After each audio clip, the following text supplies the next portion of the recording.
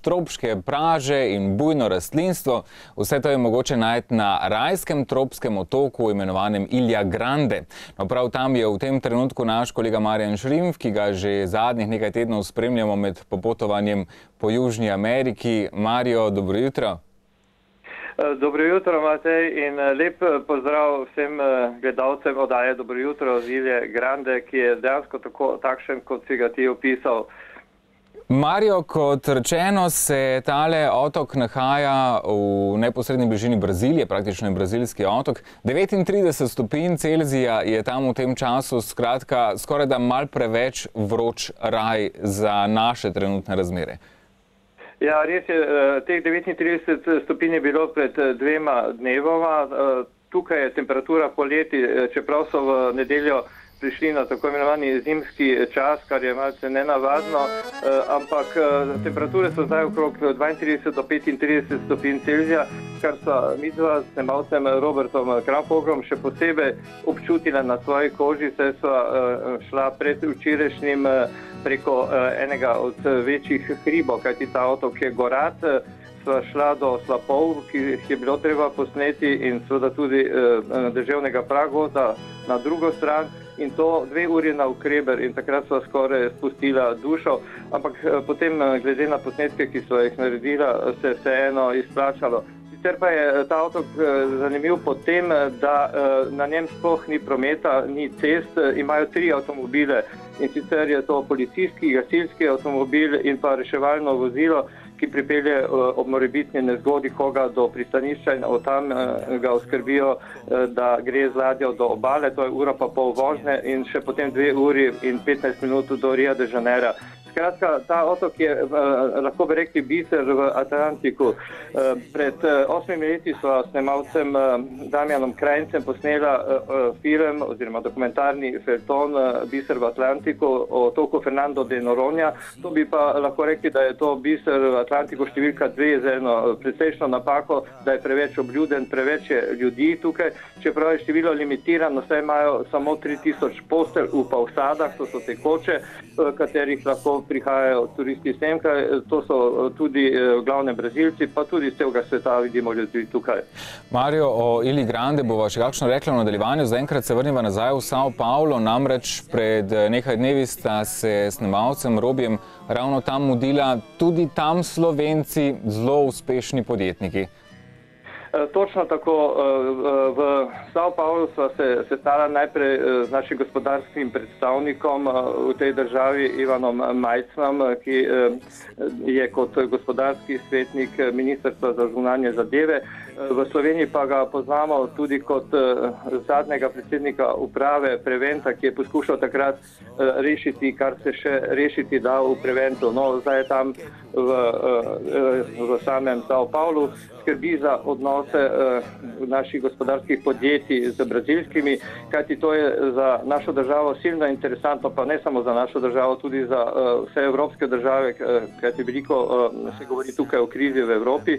V Braziliji te krize ni, tu je izjemna gospodarska rast, preko 6% letna, in tudi real, brazilska valuta, stoji zelo dobro napram dolarju, tako da v bistvu so tu velikanske možnosti za sodelovanje. To ve tudi Ivan Majcen, ki je povedal, da se povezuje z različnimi podjetji. Tukaj so v São Paulo že sodelujejo Iskra, potem je Gorenje, pa Impol in še nekateri. Predvsem pa bi radi spremenili razmerje v menjavi, ki je izrazito korist Brazilije. Saj mi iz Brazilije uvažamo kavo, pa surovine in tako dalje, in to razmerje bi veljalo spremeniti. Pa ker si omenil naše uspešne podjetnike, obiskali smo družino Hlebanja iz Srednjega vrha pri gozdu Martuljku, so doma, to je 500 let stara kmetija, bila tam in zdaj nadaljujejo tukaj delo v Braziliji.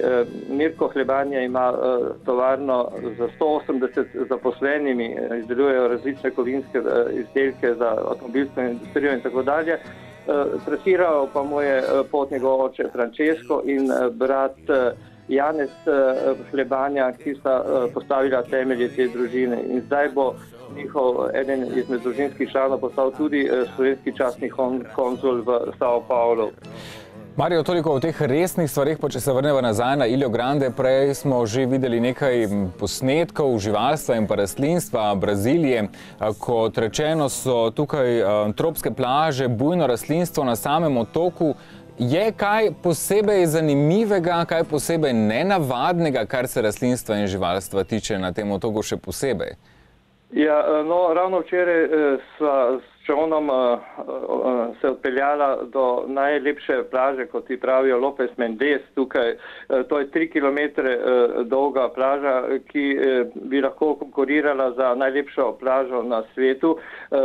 Kot mogoče vse so turistični novinarji iz celega sveta pred nekaj leti, ko so izbirali najlepšo plažo na svetu, zato izbrali Unovatuno v Šrilanki, ampak ta plaža je posebej zanimiva tudi zato, ker to rastlinstvo, ki je tukaj bujno, to je praktično džungla, sega prav do obale. Potem je 50 metrov peska in se začne ta del morja oziroma vode. In zanimivo je to, da v bistvu je vseh 3 kilometre ob tej plaži je senca, kajti to visoko bujno drevje sega do samega peska in tako vsi ljudje najdejo senco, kajti temperature so tu res zelo visoke. Po 11 uri praktično ni moč zdržati na soncu in se treba nekam umakniti.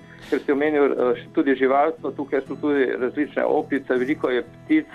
Dva sva, kot sem prej omenil, predvčerajšnjim šla peš skozi ta tropski pragost in dejansko sva lahko slišala veliko teh živali. Včeraj pa sva posnela tudi kopico teh manjših opic, ki so tukaj doma. Mario, je na otoku Ilja Grande tudi kakšen Slovenec, razen vaju dveh? Lahko bi rekel, ker smo se pogovarjali tukaj z veliko ljudmi, so praktično iz celega sveta, ampak Slovenca tukaj še niso srečala.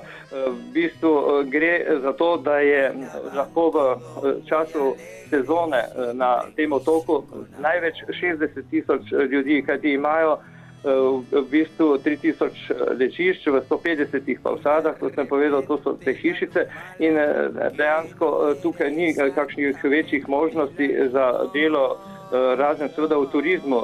Mogoče se bo našel kakšen novodobni podjetnik iz Slovenije in prišel semkaj, tako kot sta v Rio de Janeiro pred letom in pol dva mlajša slovenska podjetnika odprla svojo firmo. In sicer je eden izmed njih je tudi Rok Gale, ki ga poznamo kot poklicnega motokrosista, dirkal je tudi v Združenih državah Amerike in pred letom in pol je prišel v Rio de Janeiro, tam odprl podjetje, ki se ukvarja s kozmetiko in različnimi drugimi stvarmi.